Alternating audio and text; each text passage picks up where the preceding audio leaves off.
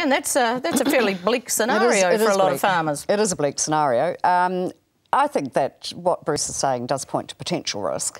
I don't necessarily agree with it, though, because I think along the way what we're going to see is the introduction of outside capital.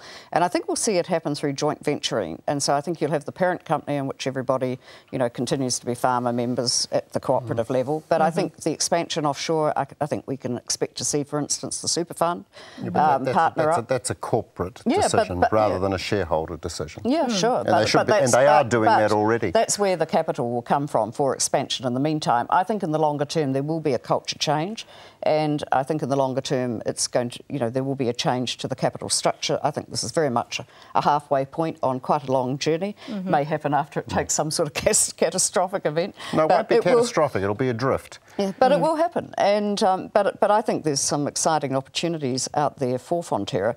What I am concerned about, though, is that it's still very much a commodity play, and I would have some issues about the original scenario for Global Co, or whatever it was known as before the Fonterra name was dreamed up, was that it was going to be an international brand and that it would do branded products. Well, it's flicking on some, you know, quite good IP that it has developed to the Coca-Colas of this world. It's become a niche manufacturer for a lot of other branded players like the Danones, Nestle's and others.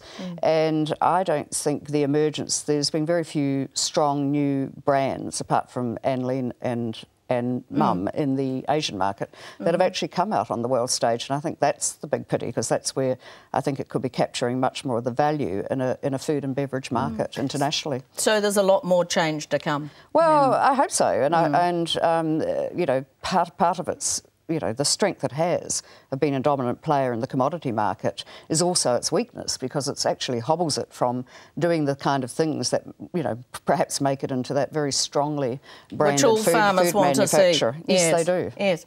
Up next, we have a look behind the headlines making the rounds. Stay with us.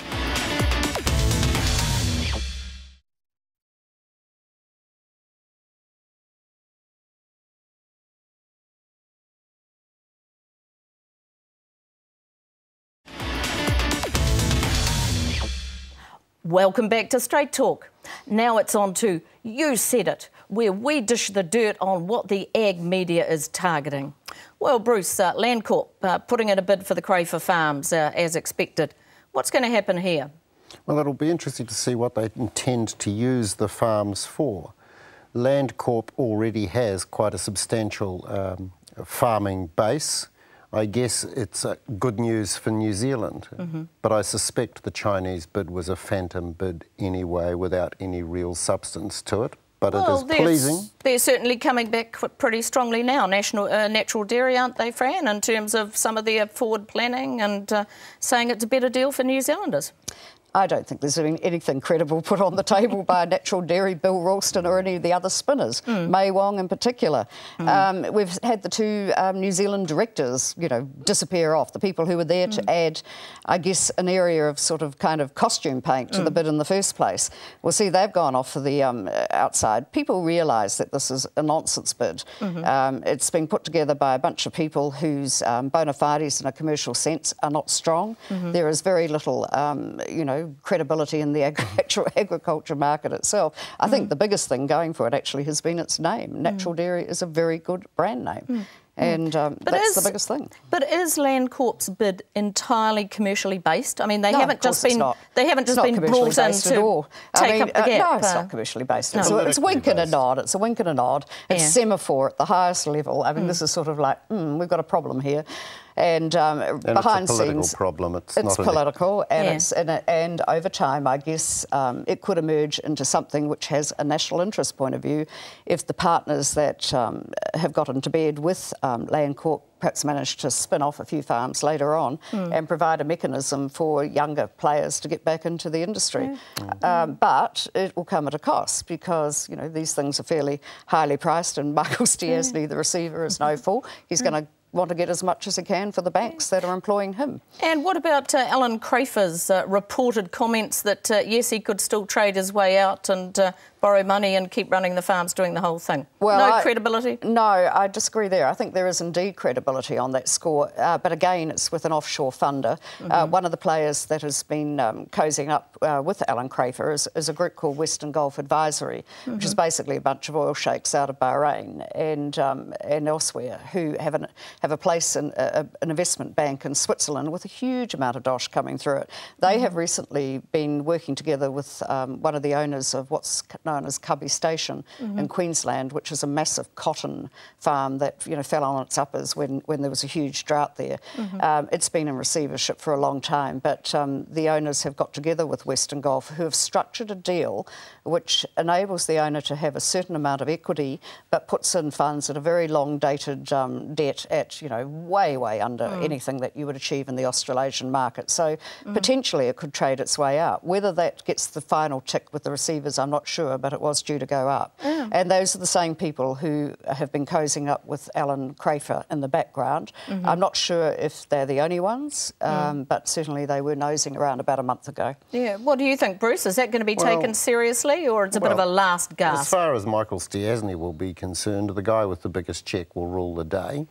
That is his only modus operandi as a receiver, and it's the only action he can prudently take. But from Crafer's point of view, all he's doing is buying himself a job, because at the end of the day, cash doesn't come without strings, and it will be foreign investment to a bunch of Arabs rather than a bunch of Chinese.